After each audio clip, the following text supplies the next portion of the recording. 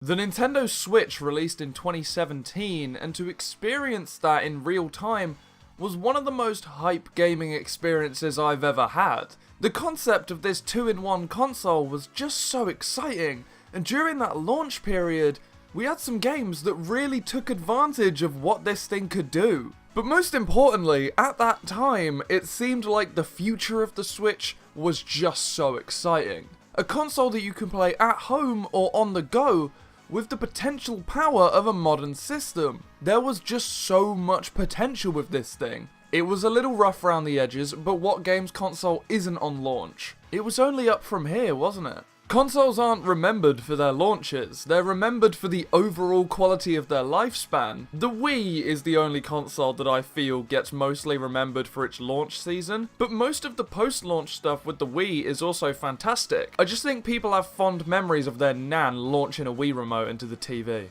And somehow, the Switch's launch was nearly 8 years ago. And how does it feel now? Well, it's still a little rough around the edges, and it never really improved over its life cycle. And since with each passing day, Nintendo's next big console gets closer and closer upon us, why don't we take a look back at the Nintendo Switch? See what it did well, and what it definitely could have done better, because there is a lot. I've got memories of this red and blue toaster, but I also see so much wasted potential here. Like a child that I don't quite love, the Switch just should have been so much more, and I hoped it would have been more. Nintendo, more than any other console manufacturer, has always had oodles of personality.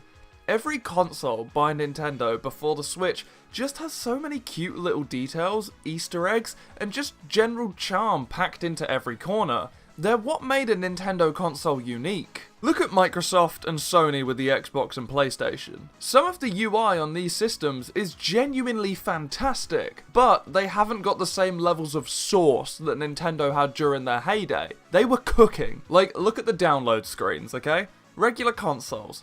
Download bars are a pretty standard way to show how far the user is along their download. But then you've got the GigaChad DSi that represented downloads by having the Mario Kart physically carry the data into your SD card. That's so cool, and that's not something I saw while making this video. I remembered that little detail for 10 plus years to put in this video. That's major style. That's getting in people's memory. That's what gives Nintendo the love of the people. But when it comes to stylization, we have Nintendo's problem child. The thorn in their charismatic side. The Switch. Come on. Do something. 2 themes. This console has literally only 2 themes. Black and white. Drab. Boring. No personality whatsoever. It's funny because this screen always made it look like there were more themes intended for the Switch, and I'm willing to bet money that they were. It seemed certain that new themes were coming, and they just never did. Like, where did they go? This couldn't have been too hard to make. Nintendo systems always had the best and most personalized themes in the business, and now they're just gone. Even consoles that didn't have pick and changeable themes stood out through their strong aesthetic. Think of the Wii and like the TV channels you could pick from, or the GameCube and that iconic booting system. These consoles didn't have themes, you couldn't customize them. But the basic aesthetic was so strong, no one ever really wanted to. The gaming industry seems to be going the same way that a lot of tech is going, where looking sleek and clean is far more important than being personalized, customizable, or even stylish. The PS5 has no themes whatsoever, and that's disappointing, but like, Nintendo is meant to be better than that. Nintendo's entire company philosophy is meant to be making something that's first and foremost fun, and also different. And by that account, the Switch just has no style. It fails to leave a lasting impact like the DSi did on me. This is a black and white void of squares and circles, and it's one of the least fun menus of all time. In general, the Switch kinda seems to grapple with its own identity, which is baffling because the Switch launched so damn strong. The entire concept of this hybrid console that was the Switch, those ads, the red and the blue Joy-Con, the snapping noise, the logo, experimental games like ARMS and 1-2 Switch, The Switch in 2017 and 2018 was exciting. It made new things happen. But as time went on, I feel like my boy lost what made it special. Games stopped taking advantage of the hybrid features.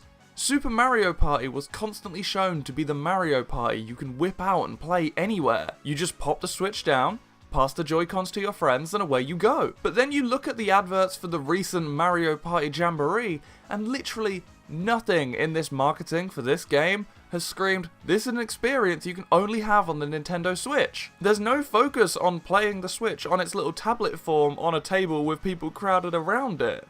It's just a console game now. The library of this thing doesn't really make it stand out either. This console definitely has great games on it. There are so many fantastic games on the Switch, but half of its games are just ported Wii U titles. And again, despite being good, a lot of the original games don't really scream Switch to me. Take Super Smash Bros. Ultimate, for example. Fantastic game, but does it make me think of the Switch specifically? No. But when someone mentions Smash Melee or Smash Brawl, my mind immediately jumps to the GameCube and the Wii. It's funny, and I can't put my finger on it, but something about these two share DNA with their platform. Whereas Ultimate just makes me think of the game itself, and not the console, because this just doesn't feel like this is an experience I can only get on the Switch. I like the Joy-Cons. They fit the hybrid pick up and play with some pals theme. They're perfect for that. And despite the fact that I prefer using the more traditional Pro controller because it's more comfortable and the Joy-Cons are a bit more gimmicky, overall these things are good. I like them. Or at least I would like them if they worked. Joy-Con drift is a joke at this point.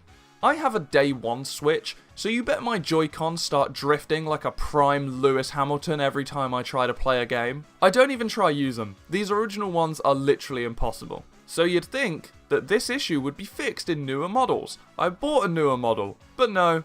These still break after being used for 5 minutes, and it's a shame. I think these controllers are genuinely fantastic for games like Mario Kart, Mario Party, 1-2 Switch.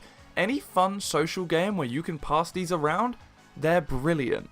It's just a shame that the physical hardware within this brilliant idea of a controller just isn't up to standard. The Switch never reached the full potential it was destined to reach all those years ago. And that's sad, because there's so much to love here. The idea and the concept is great, and we had some really high highs. But I don't think the Switch ever improved and got stronger over the initial high in its first year. It never carved out a personality and style for itself. And on a technical level, the Joy-Cons really should work. It's been 8 years now. The Switch is good.